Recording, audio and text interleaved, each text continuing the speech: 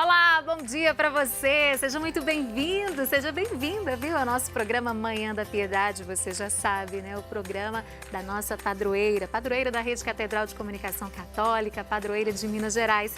Que bom, que alegria, viu? Que felicidade você me fazendo companhia nesta manhã tão iluminada, tão abençoada de segunda-feira, novembro já. Hoje é dia 5 de novembro de 2018. E olha só, uma data muito especial. Hoje nós celebramos o cinema brasileiro. Quantos talentos, né? E também o Dia Nacional do Designer. E as nossas orações no dia de hoje são para São Zacarias e Santa Isabel, os pais de João Batista, né? São então os santos do dia de hoje. E hoje também, gente, é o dia que marca os 3 anos da tragédia de Mariana, o maior desastre ambiental do Brasil. No dia 5 de novembro de 2015, a barragem de rejeitos de Fundão, que pertence à unidade Germano da mineradora Samarco, se rompeu, liberando 60 milhões de metros cúbicos de rejeitos de minérios de ferro e também água. Ao todo, 19 pessoas morreram, entre empregados da Samarco, membros da comunidade e de empresas terceirizadas que prestavam serviço à mineradora. E dessas 19 pessoas, 18 corpos foram encontrados e uma pessoa ainda permanece desaparecida. Então, por isso, não haveria, né, hoje outra forma de começar o nosso programa que não fosse lembrando aí o que esse desastre provocou.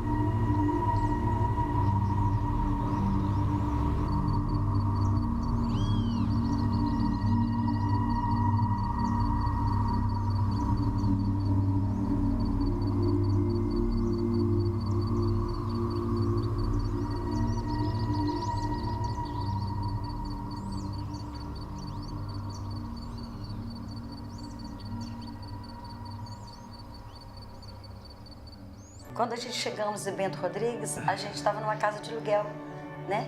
E aí o Zezinho pegou e comprou esse terreno aí mesmo do vizinho lá, né? Vizinho nosso lá. E foi daí pra frente, daqui, dali, e a gente conseguiu construir a nossa casa. Aí quando a gente já estava, a casa já tudo prontinho, que não precisava mais nada, eu tinha minha loja, fiz uma loja, vendia artesanato. E depois que estava tudo arrumado, tudo construído, tudo bonitinho, aí foi tudo embora. Veio a tragédia. Veio a tragédia e foi tudo embora. Eu estava na cozinha, conversando com meus primos, meu tio. Aí meu tio saiu e voltou na cozinha e falou comigo: corre, Keila, que a barragem estourou. Eu estava escutando um barulho muito forte. Aí eu parei, pensei e falei: corre, Keila, que a barragem estourou. Aí quando eu cheguei da janela, eu já vi aquela cortina de poeira e um barulho muito forte. Aí eu só pensei em correr, meus filhos estavam na escola e a minha avó, que me criou, que eu chamo de mãe, de 85 anos, estava em casa. Aí eu pensei em correr, falei, se morrer, vai morrer nós juntos, que eu tenho que tentar salvar eles.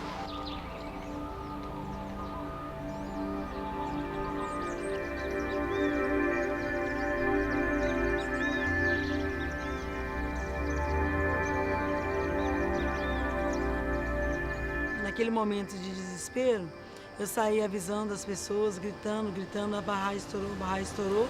E assim, eu não olhava para trás, eu não via lama, não via nada, só escutava barulho. Eu não sabia realmente o que estava acontecendo.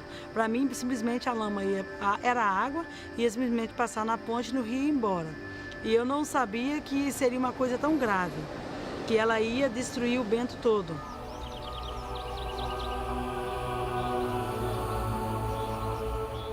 No dia alguns falam acidente, outros falam tragédia, né? Mas nesse dia, por volta de 4 horas, mais ou menos, recebi um telefonema de um dos moradores lá dizendo que o Bento tinha sido destruído, que eles estavam ilhados.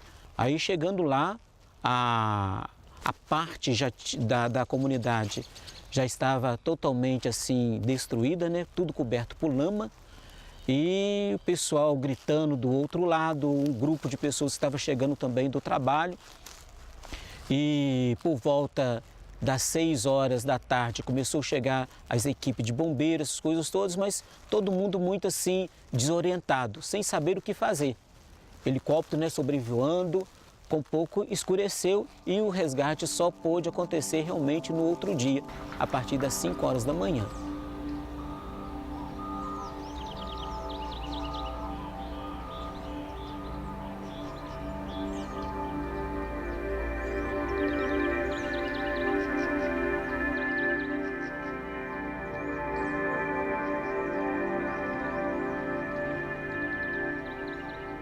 Foi embora as lembranças da gente, foto dos meus filhos quando eles eram bebês, casamento, várias coisas. A foto da minha mãe, que eu não tenho mãe, e a única que eu tinha foi embora, e essa ninguém nunca mais vai poder me dar. Assim, eu choro de lembrar, mas assim, se eu pudesse, eu queria estar lá hoje, não aqui.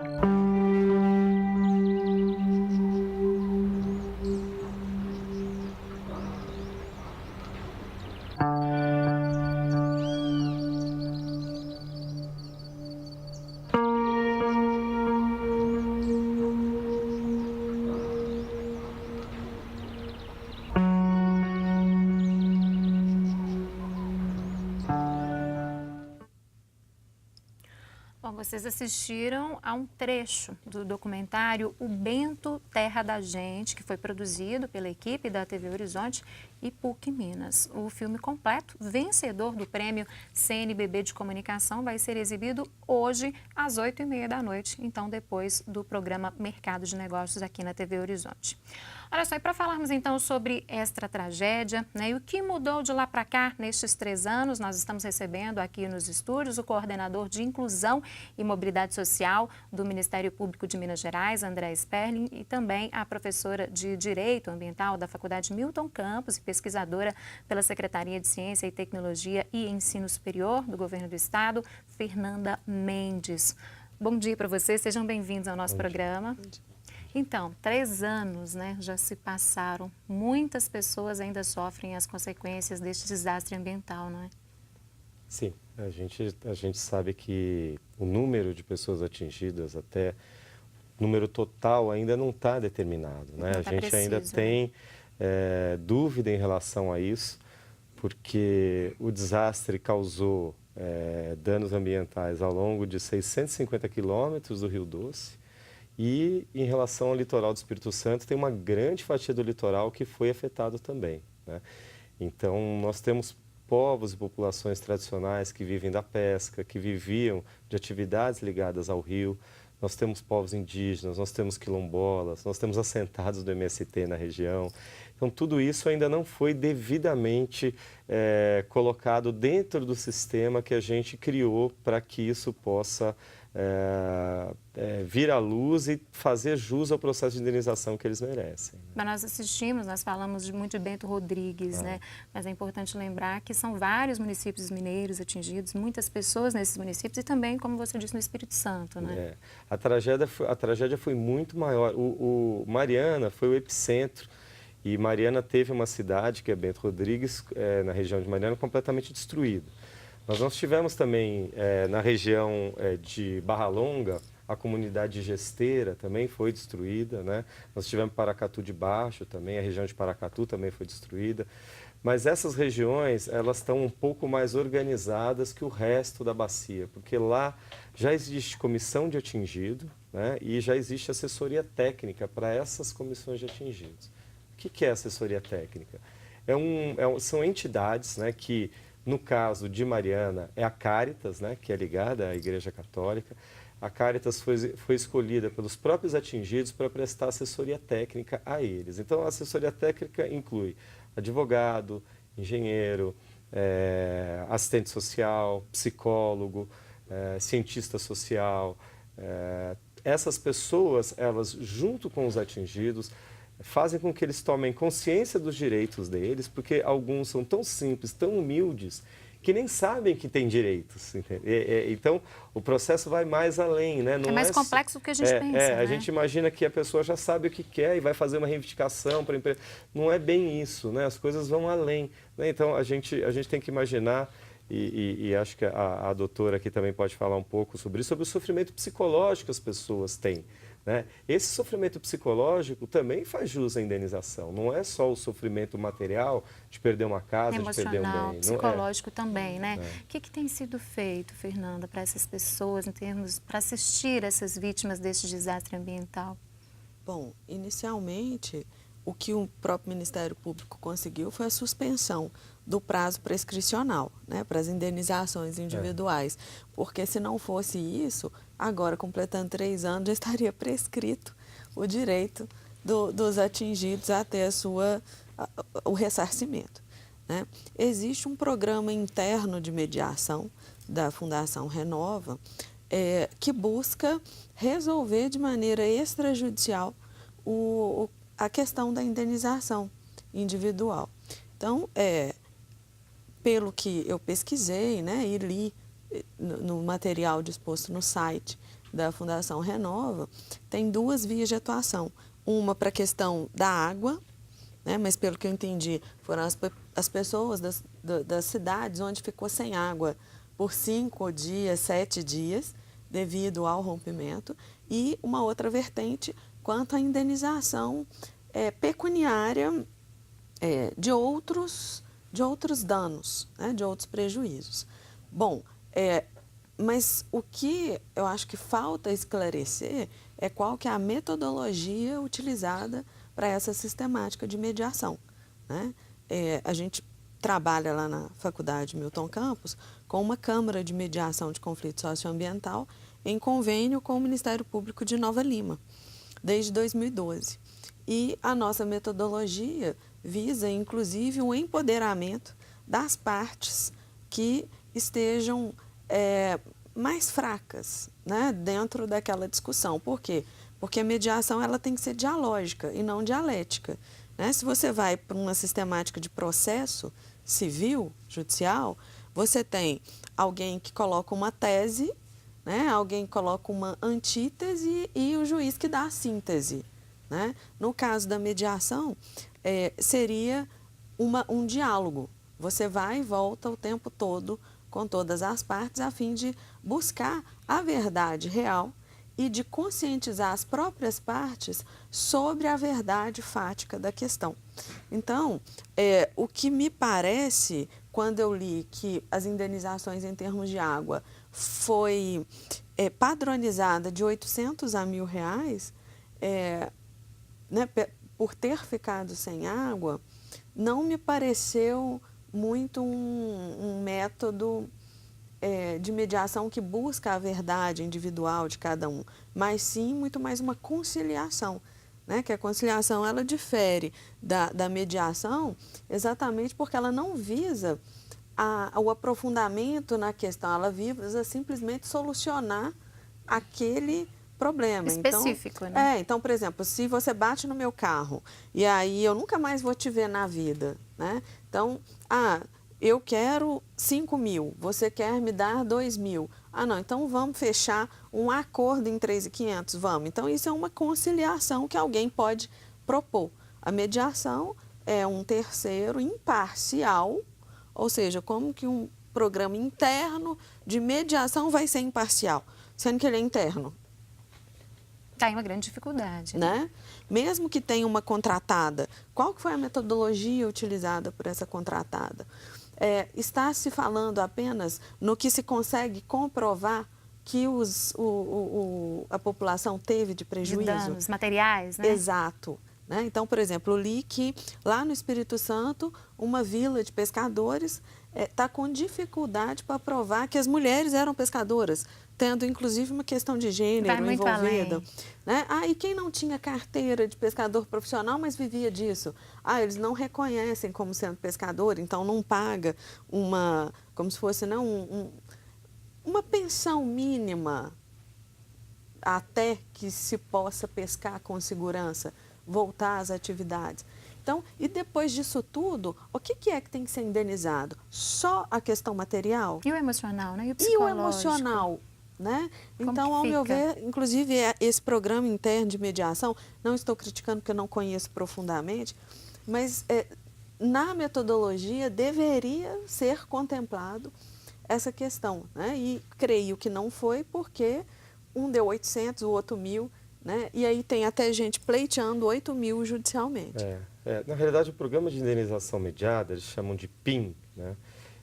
Nunca foi visto com bons olhos pelo Ministério Público, né? Ele surgiu como uma forma de negociação individual com as pessoas. Nós entendemos que as indenizações devem ser, e as negociações devem ser coletivas. Porque da forma individual, as pessoas ficam muito fracas diante do poderio que têm essas empresas.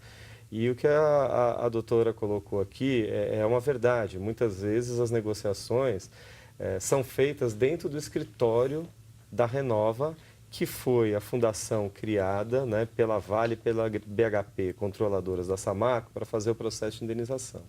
Então não tem cabimento a gente imaginar uma negociação dentro do local, né, vamos dizer assim, dos responsáveis pelo crime, pelo desastre. E com o nome de mediação, né? Com o nome de mediação. Então, e aí chegou-se a uma padronização. Em Governador Valadares, houve um número muito grande de ações em relação à indenização da água, né? Foram mais de 50 mil ações no total. Então, foi criado no Tribunal de Justiça um incidente, que o pessoal chama de RDD, que é um incidente de unificação.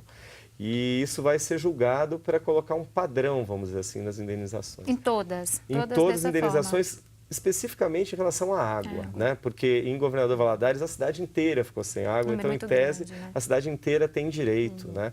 Mas eu acho que mesmo nesse caso a gente deveria perquirir o que cada um sofreu. Porque é diferente, por exemplo, de uma pessoa que tem um filho e que não tem condição de comprar água e uma criança pequena que precisa fazer uma mamadeira. Enfim, cada um sofreu a falta de água de uma forma diferente. Analisar cada caso individualmente. Cada caso individualmente. Colocar um padrão é mais fácil para resolver.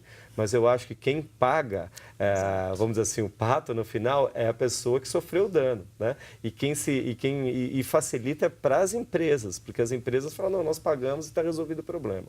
Outra questão que surgiu também em relação a essa questão da indenização é que eles queriam que se assinasse um termo onde a pessoa recebia indenização e dava quitação total para as empresas de todo e qualquer dano.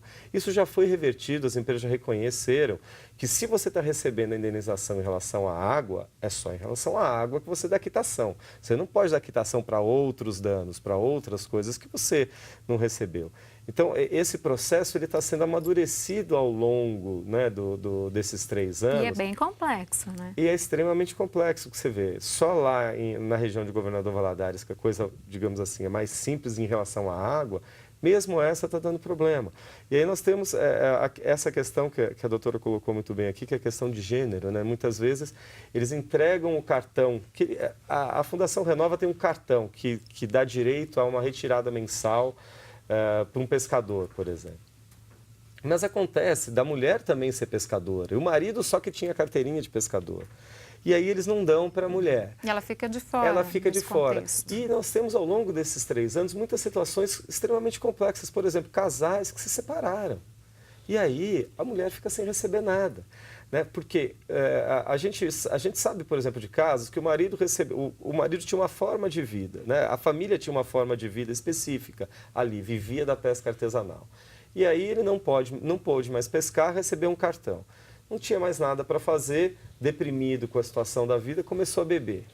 Né? Aí, em função do alcoolismo, houve a separação. E aí esse marido leva o cartão e a mulher fica sem. Então, assim, os danos eles vão se acumulando um em cima do outro. Na realidade, o desastre ainda está acontecendo. O rio ainda está morto. Né? Toda vez que chove, normalmente, eu acho que a doutora vai falar isso com mais propriedade, o desastre acontece novamente, porque toda aquela lama que está no fundo do rio e que está na calha do rio, ela vai de novo para dentro do rio, o aumento do volume de água revolve aquilo que está no fundo e a qualidade da água vai lá embaixo. Então aí o desastre acontece novamente e novamente não se pode pescar, ou seja, o dano ainda não acabou. Então, é difícil a gente também pensar qual vai ser a indenização. Em Bento Rodrigues, a gente imagina, tem que construir a casa nova das pessoas, tem que dar um outro caminho. Mas e o projeto de vida que a pessoa tinha em Bento Rodrigues? O que ela pretendia fazer para viver? É muito complexo. Isso foi destruído. E no próximo bloco a gente continua falando sobre esse assunto aqui no programa. E a Fundação Renova informou por meio de nota que, desde janeiro de 2018, o processo de pagamento das indenizações ocorre em ritmo acelerado. Atualmente, ainda de acordo com a nota, 670 profissionais estão envolvidos nas negociações de indenização e cerca de 1 bilhão e 100 milhões de reais foram pagos em indenizações e auxílios financeiros. E, além disso, 10.777 famílias são assistidas pelo Programa de Auxílio Financeiro Emergencial, representando mais de 25 mil pessoas, então, diz a nota da Fundação Renova. E agora a gente vai para uma pequena pausa nessa conversa, que relembra, então, essa grande tragédia, né? E voltamos daqui a pouquinho, falando mais sobre este assunto. Voltamos já já.